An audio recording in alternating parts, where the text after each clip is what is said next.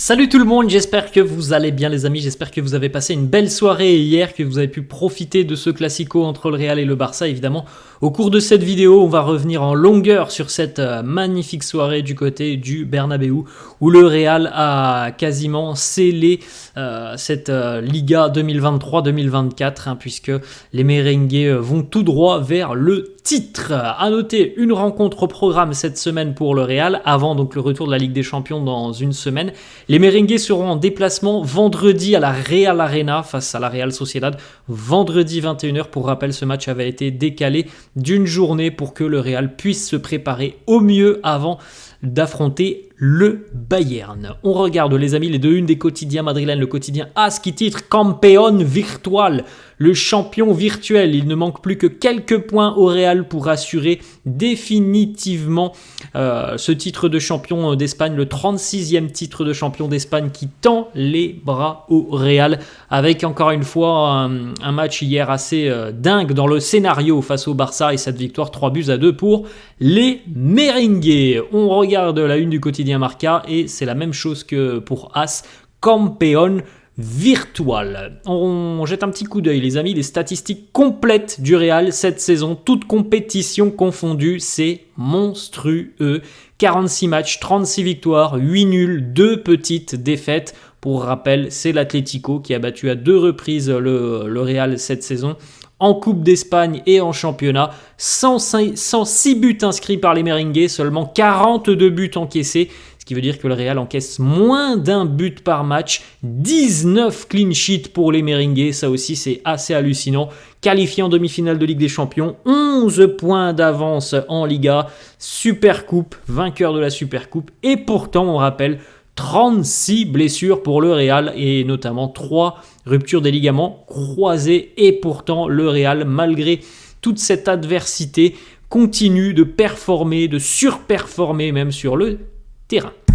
On a une petite stat aussi les amis, le Real qui n'a plus perdu depuis déjà quelques temps au Bernabéu puisque les merengues n'ont plus perdu depuis exactement 379 jours au Bernabéu. La dernière défaite c'était il y a à peu près un an, quasiment un an jour pour jour, un petit peu plus, le 8 avril 2023.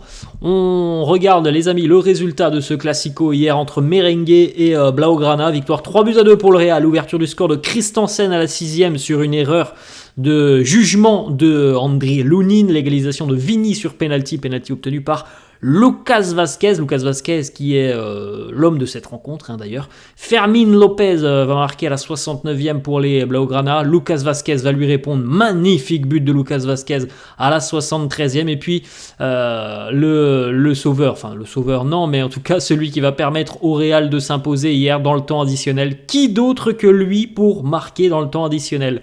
Mister temps additionnel, Jude Bellingham, 91e minute. Incroyable match des merengues qui ont de nouveau trouvé les ressources pour aller décrocher cette victoire et donc pour s'assurer quasiment définitivement de ce titre de champion d'Espagne après avoir été mené 2-1 à la 70e. Il s'impose 3-2 avec énormément de ressources et un Lucas Vázquez absolument incroyable tout au long de la rencontre. On regarde les amis donc le classement de la Liga, le Real en tête 81 points devant le Barça 70, Gérone 68, l'Atlético 61 points, donc 11 points d'avance pour le Real à 6 journées maintenant de la fin du championnat. Voilà le calendrier qui attend donc le Real mais aussi les deux autres équipes du top 3, le Barça qui va affronter Valence, Gérone, la Real Sociedad, Almeria, Vallecano et Séville pour le Real. Donc il y a quand même une fin de saison qui semble plutôt sympa pour le Real. La Real Sociedad, Cadix, Grenade, le Deportivo Alavés, Villarreal et le Betis. Et puis bon, on va pas regarder le calendrier de Girone qui nous intéresse pas forcément. On continue les amis avec donc l'information statistique et comptable. Le Real a besoin de 7 points sur les 18 points qui sont restants pour remporter la 36e Liga. Donc voilà, 2 victoires, 1 nul et le Real sera champion d'Espagne. Donc on a vu le calendrier les amis, je pense que ça devrait le faire d'aller prendre 7 points sur les 6 dernières journées de cette saison. C'est pour ça qu'hier le match était évidemment d'une importance capitale dans la course au titre. On regarde les amis Fermín López qui a été calmé hier, Fermín López avec sa célébration. Alors il était très très content de marquer Fermín López. 2 minutes plus tard, Lucas Vázquez égalisait.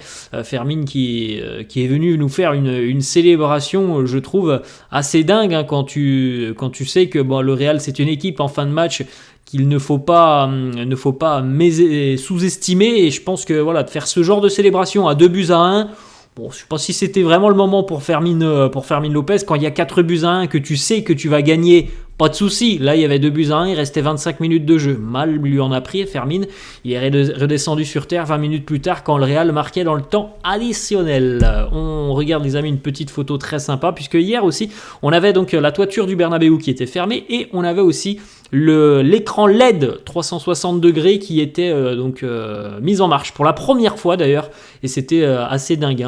C'est toutes ces ambiances, toute l'ambiance dans le stade, plus le gros bandeau lumineux. C'était une ambiance assez démentielle hier au Bernabéu, notamment en fin de rencontre. Petite photo très sympa dans le vestiaire, la grande famille merengue avec encore une fois un succès plein de caractère hier. Vous vous rendez compte quand même, 4 jours après avoir joué 120 minutes face à City, être allé chercher une qualification sur la séance des tirs au but, le Real renverse une nouvelle fois une situation mal engagée et un score en faveur des Catalans à 20 minutes de la fin. Cette équipe a des ressources, cette équipe a un cœur, cette équipe a des valeurs, cette équipe a du talent tout simplement.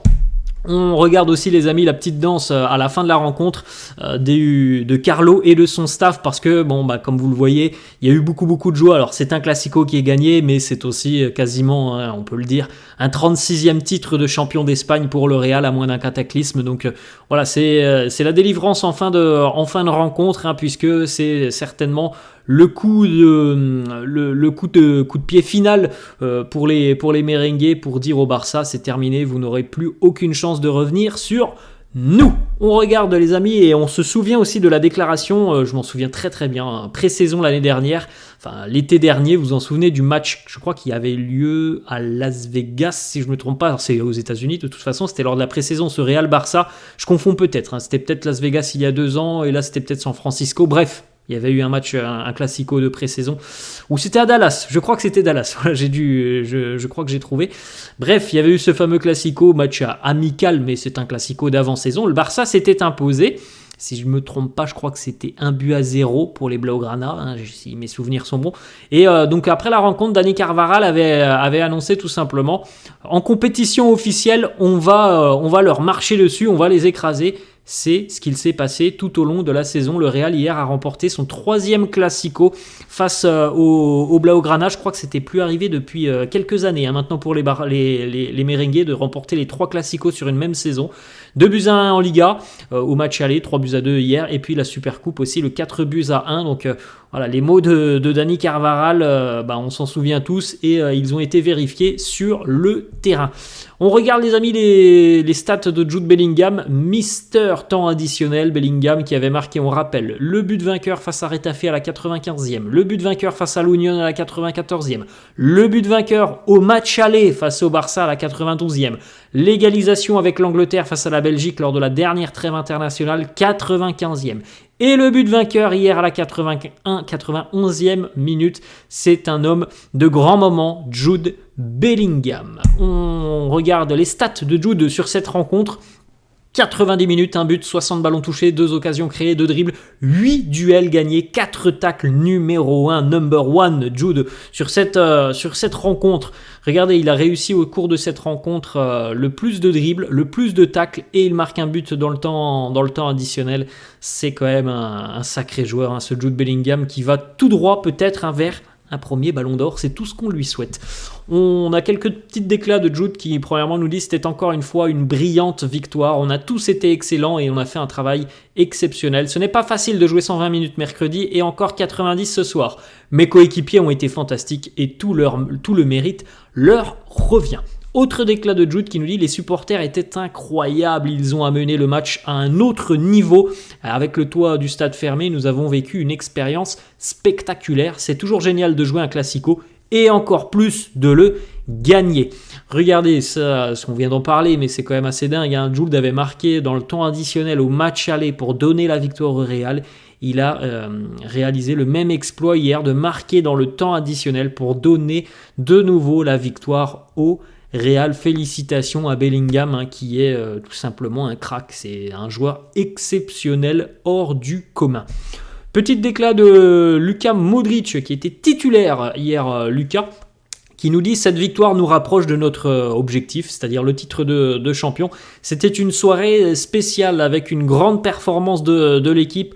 On n'a jamais arrêté d'y croire. On a été derrière 2 fois ce soir, mais on a continué de pousser, de presser, de bien jouer. Et puis à la fin, ce qui devait arriver est arrivé. Encore une fois, nous sommes revenus. Ça a été une soirée magique. » Voilà les mots de Lucas qui nous dit « On est encore revenus. C'est incroyable le caractère, la foi de cette équipe. Au bout d'un moment, ce n'est plus une coïncidence. Lorsque ça arrive aussi souvent, ce n'est pas une coïncidence. » Ça, c'est aussi un petit message envers toutes les équipes hein, qui pensent, et notamment pour certains du côté du Barça, qui pensent que le Real, c'est de la chance. Tout ce qui se passe en fin de match côté Real, là, il y a 2 ans en Ligue des Champions, et toutes les remontadas du Real, pour certains, c'est de la chance. Moi, je suis d'avis de partager l'opinion de Lucas. Au bout d'un moment, 1 fois, 2 fois, ça peut être de la chance. Quand ça arrive régulièrement comme ça, c'est tout simplement que cette équipe elle a un supplément d'âme et qu'elle arrive tout simplement à prendre la mesure de son adversaire en fin de rencontre. On continue avec cette petite stat. Le Barça était invaincu cette saison, toute compétition, enfin à l'extérieur en Liga, invaincu jusqu'au moment de rencontrer le Real au Bernabéu. On regarde les amis aussi les stats d'Aurélien Tchouaméni qui était titularisé hier en défense centrale aux côtés d'Antonio Rudiger. Hier, Carlo avait effectué quelques changements au sein de l'arrière-garde. Camavinga était à gauche et Lucas Vazquez à droite.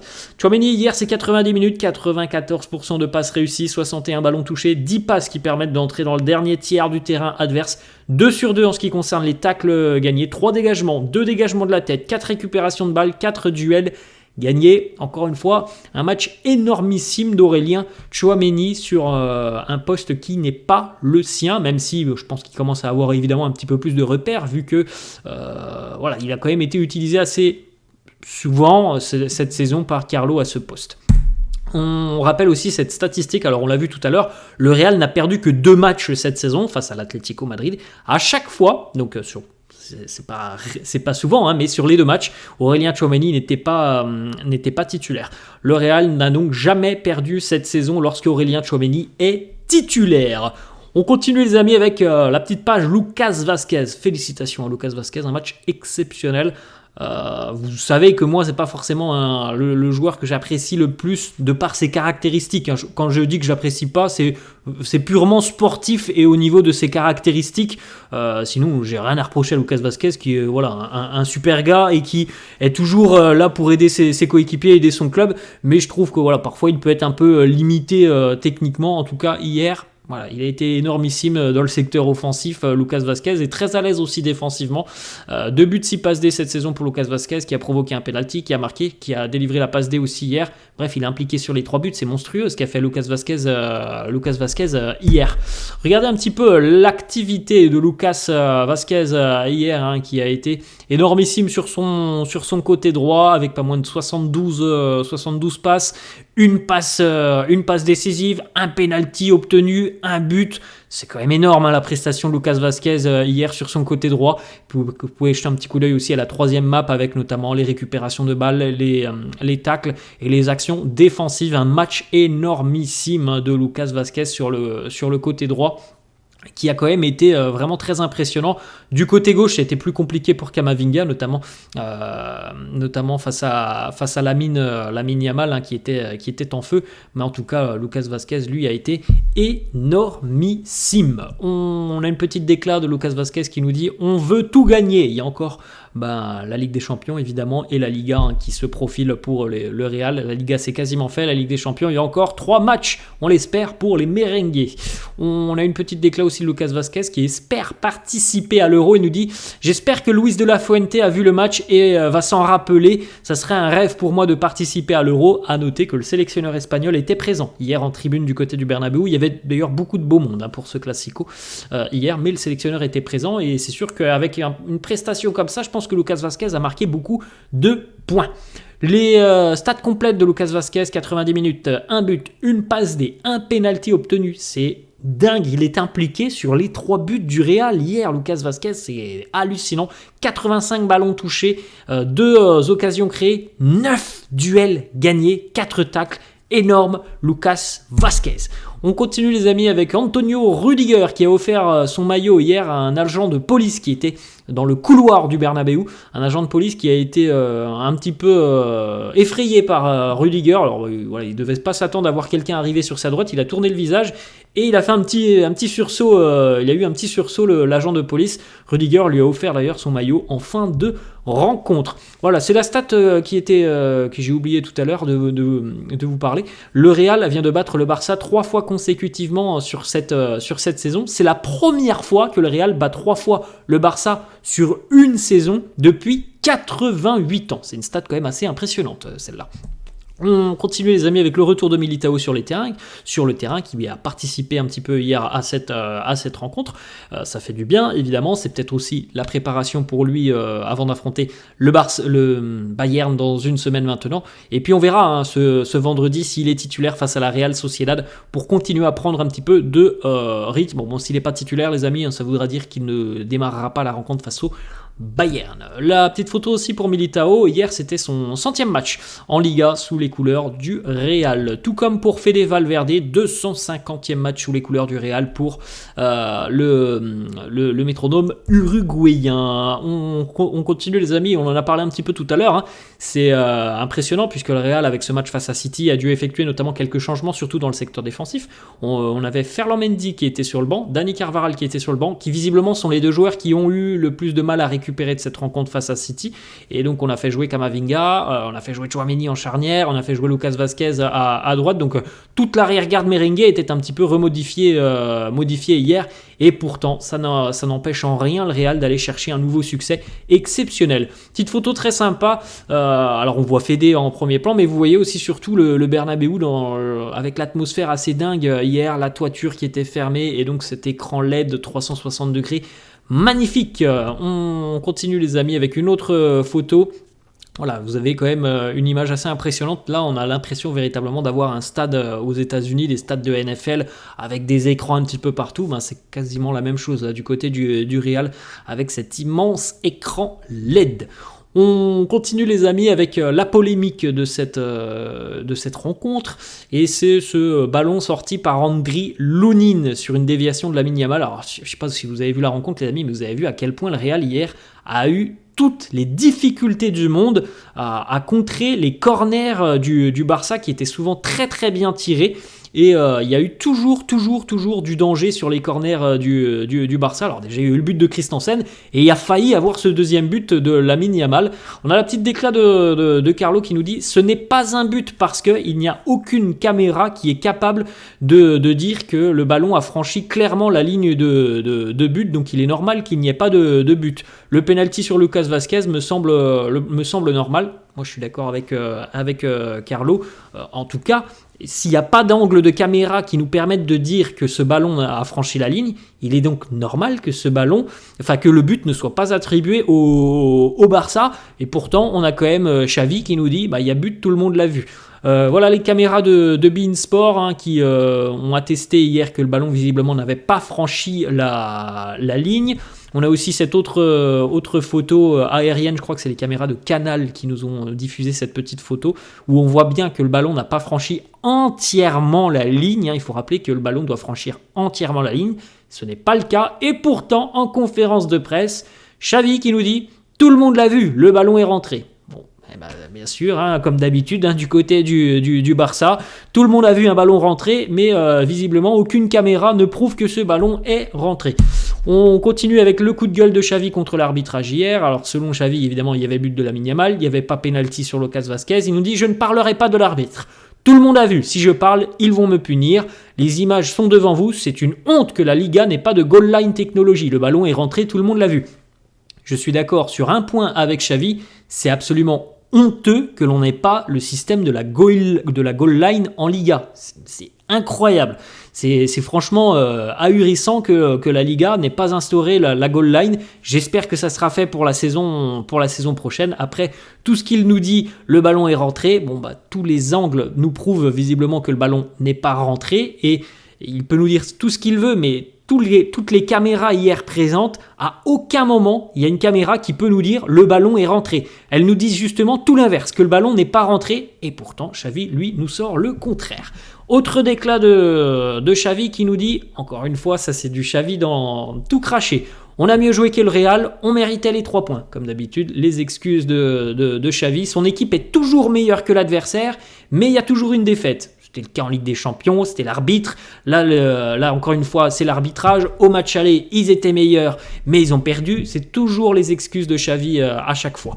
Autre déclaration, celle de Ronald Araujo, qui nous dit « Les décisions de l'arbitre, on a échoué. Il n'y a pas d'excuses. » Voilà, ça, c'est être honnête. Et c'est surtout être lucide sur le fait que le Barça, hier, menait 2-1 à 20 minutes de la fin et que le Barça doit faire beaucoup mieux pour, à minima, conserver le match nul. Mais bon, vous avez comme souvent, Xavi qui, lui, visiblement, ne voit pas les mêmes choses que nous et pense que le Barça mérite la victoire. Alors, encore une fois, le Barça a été battu, le Barça a encaissé 3 buts, le Barça a perdu avec un but à la 91e. Mais selon Xavi, c'est la faute de l'arbitre.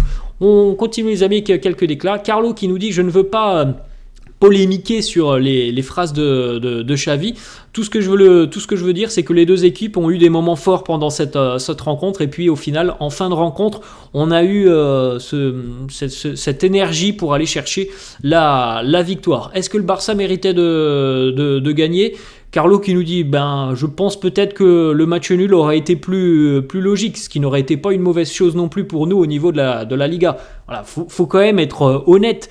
Hier, s'il y a match nul, on peut dire que c'est plutôt logique parce que mine de rien, le Barça fait pas un mauvais match. Mais de là, encore une fois, Xavi qui nous dit non, on a été meilleur, on méritait de gagner. Bon, au bout d'un moment, ça devient difficile de répondre à Xavi parce qu'en fait, il se voile la face à chaque défaite du Barça et c'est aussi certainement pour ça que le Barça ne progresse pas puisque Xavi ne veut pas reconnaître les erreurs visiblement de son équipe.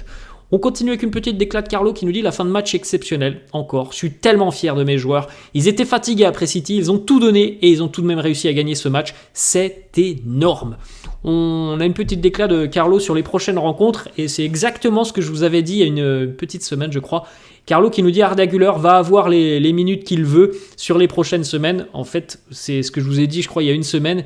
Il attend tout simplement, Carlo, que l'écart soit vraiment conséquent en Liga pour pouvoir faire tourner son effectif et c'est ce qui se passera certainement ce week-end du côté de la Real Sociedad puisque là le titre comme on l'a dit il est quasiment acquis pour les merengues qui ont le droit de faire quelques erreurs même avant que le Barça ne puisse revenir si le Barça revient déjà. Donc voilà, il y aura évidemment du turnover. Maintenant, le focus, ça va être la Ligue des Champions pour le Real et on va pouvoir donc faire un petit peu profiter tout le monde sur ces matchs de Liga restants et offrir du temps de jeu à ceux qui n'en ont pas eu beaucoup, comme Arda, comme par exemple aussi Dani Ceballos. On regarde les amis les stats de Vini Junior hier qui est impliqué sur 116 buts avec le Real depuis le début de l'année 2021-2022. C'est assez incroyable. Alors on rappelle que cette année pour Vini il a joué un petit peu moins parce qu'il y a eu beaucoup de pépins physiques et pourtant les stats sont quand même très très bonnes pour Vini qui d'ailleurs va peut-être marquer plus que les saisons précédentes en ayant moins joué parce que il suffit à Vini de marquer encore 5 buts ou 4 pour être ex-aequo par rapport à ces stats de la saison des 2 saisons dernières. Bon, en ce qui concerne les passes D, il sera en dessous parce qu'évidemment, il y a quand même 20 matchs de moins pour Vini. En fin de saison, il y en aura certainement une quinzaine par rapport aux saisons précédentes, mais c'est quand même assez incroyable puisque cette saison, il est impliqué quasiment sur un but par match. On enchaîne les amis avec les joueurs qui sont en fin de contrat du côté du Real en juin 2024. On fait un petit point. Toni Kroos, Modric, Lucas Vazquez, Nacho, Rosselló et Kepa. On va terminer 2 petites photos, puisqu'hier il y avait pas mal de stars qui étaient présentes au Bernabéu. Alors il y avait Rafa Nadal, il y avait Naomi Osaka, je crois qu'il y avait une chanteuse aussi, me semble-t-il, j'ai oublié son nom, une chanteuse américaine. On avait aussi la star de NFL, Tom Brady, l'illustre quarterback des Patriots qui n'évolue plus chez les Patriots maintenant, mais à Tampa Bay. Petite photo avec Jude Bellingham, petite photo aussi dans le vestiaire avec Vinny Junior, et je crois même qu'il a posé aussi lors de la photo collective avec tout le groupe merengue. Bref, il y avait du beau monde hier au Bernabéu pour une soirée exceptionnelle et pour quasiment le 36e titre de champion d'Espagne pour le Real. Voilà les amis, la fin de cette vidéo, j'espère que ça vous a plu. N'hésitez pas comme d'hab à lâcher un petit pouce bleu, n'hésitez pas non plus à vous abonner à la chaîne. Je vous laisse et je vous dis à la prochaine. Ciao.